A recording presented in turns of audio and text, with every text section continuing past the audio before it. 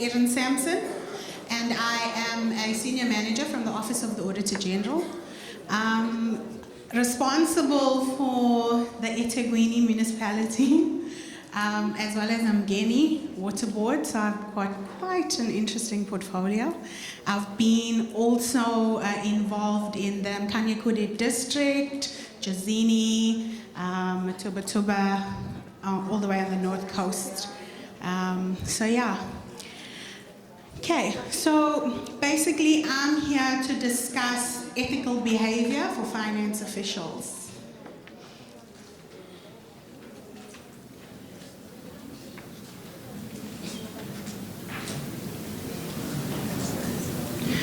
Okay, so I just want to kick off by introducing you to our reputation promise as the Office of the Auditor General, which basically indicates that the Auditor General of South Africa has a constitutional mandate, and as the supreme audit institution of South Africa, we exist to strengthen our country's democracy by enabling oversight, accountability, and governance in the public sector through auditing, thereby building public confidence.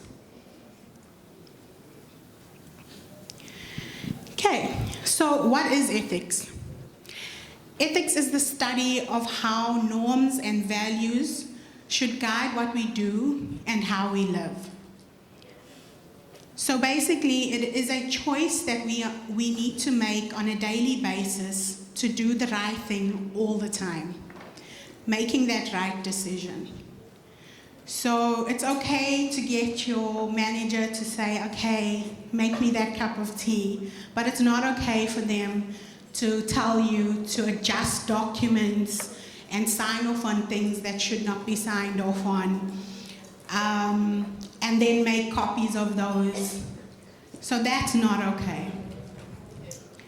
It's about taking those values that were spoken about earlier in terms of Ubuntu, being good, fair, and just, using what you believe as an individual is right, taking into account what others believe and what's expected of you in your organization into account, and making that right decision. So I'm here also to talk about business ethics, because you'll have your personal ethical values, but you need to be able to align those personal ethical values to those of your organization so that you can be a professional, ethical person. In light of what is happening in the finance industry these days with the KPMGs and the Nkonkis and the Steinoffs and so on, the list is increasing drastically and unfortunately these days. And it's all about making those right decisions. So when you're asked to do those challenging things, it's about sitting back and applying your values and determining, is this the right thing to do? So business ethics is basically a form of applied ethics or professional ethics that examines ethical principles and morals or ethical problems that arise in a business environment. Business ethics is important in establishing a desired code of conduct and creates an environment where leadership and employees are held accountable for their actions. So if you make that decision, you must be able to say, I can take full responsibility for this decision no matter what. Okay, so business ethics is also informed by the Municipal Structures Act in Schedule 2. Earlier, in one of the presentations, they were going through the different laws and regulations that you need to know as a finance intern. You need to also make yourself familiar with the MSA and Schedule 2, which basically informs or will give you information on these business ethical items. So what to do and what not to do in the public space. So that you should be committed to serving the public interest. You should not be doing things for your own personal gain.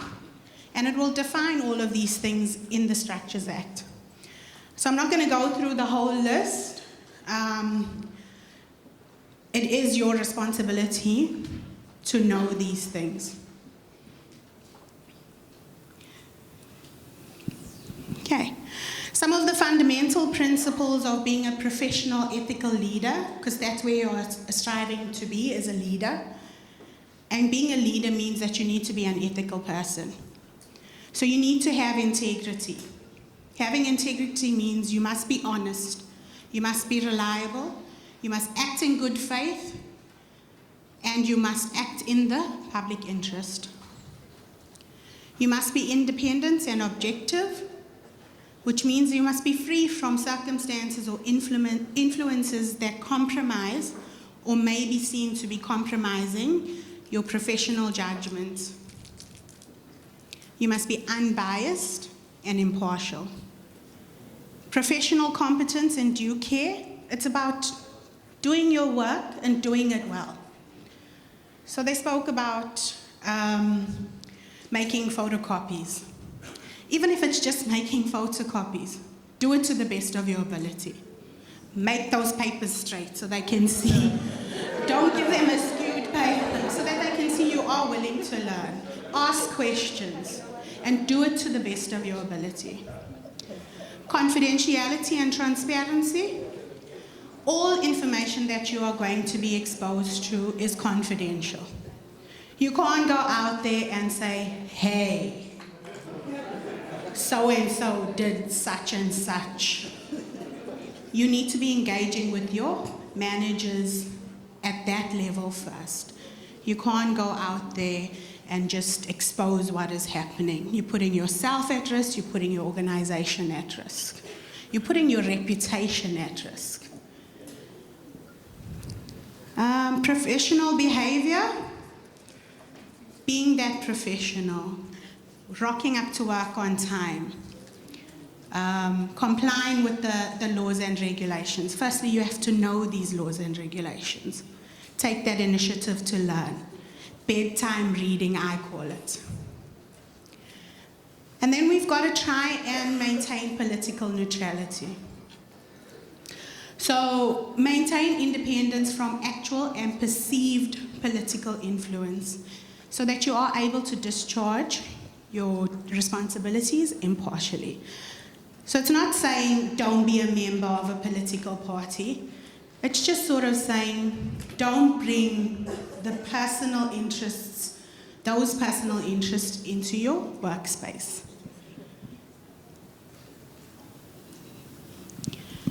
Okay, I think I touched a bit on taking accountability.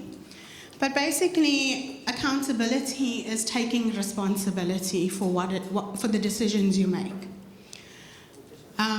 The obligation of an organization is to account for its activities, to accept the responsibilities for them, and to disclose results in a transparent manner.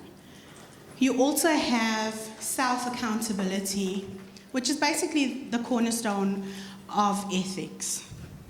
Making that right decision. It's who you are, what you do when no one is looking. So basically, if you have a well-developed sense of self-accountability, you are honest with yourself, and you will then be able to be answerable for the things you do. It makes that choice a lot simpler when you are accountable for the actions that you take.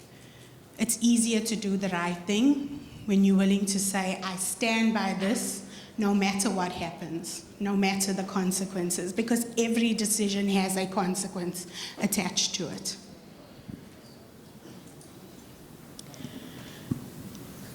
So your individual responsibility, professionalism starts with you as the individual.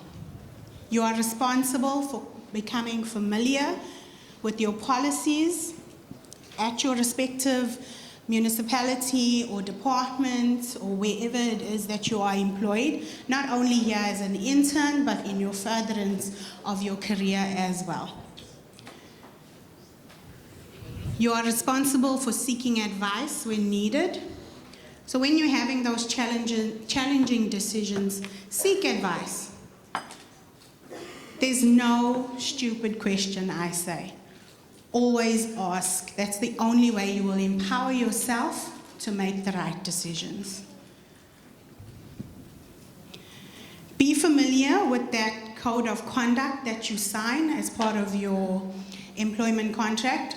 That will define in there what the organization expects of you in terms of ethical compliance. And you should make sure that you are aligned to those ethical principles. Otherwise, you're not really a match.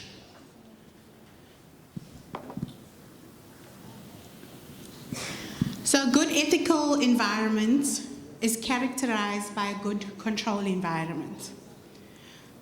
So there should be senior management that lead by example. Staff should be motivated. There should be lower staff turnover, lower fraud risks, and low risks of non-compliance with laws and regulations. So these things will all assist and ultimately lead to improved service delivery and good audit outcomes, that clean audit that we spoke of earlier.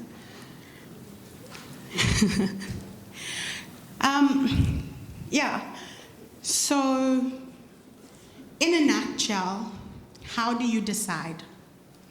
Basically, you must know your policies. You must know what the law requires of you. You should be familiar with the universally accepted norms within your organization. And you should always stick to your gut feeling. When you get that uneasy feeling that says, no, this is not right. I shouldn't be signing off on this, or I shouldn't be copying this document or doing this item. Usually you should go with that. And that's why it's important to develop a good relationship with those managers. Because you must be able to go to them and say, I'm not comfortable doing this. And these are the reasons why I'm not comfortable. And these are the ethical challenges as to why I'm not comfortable. Because your motto should be, do the right thing all the time. Thank you.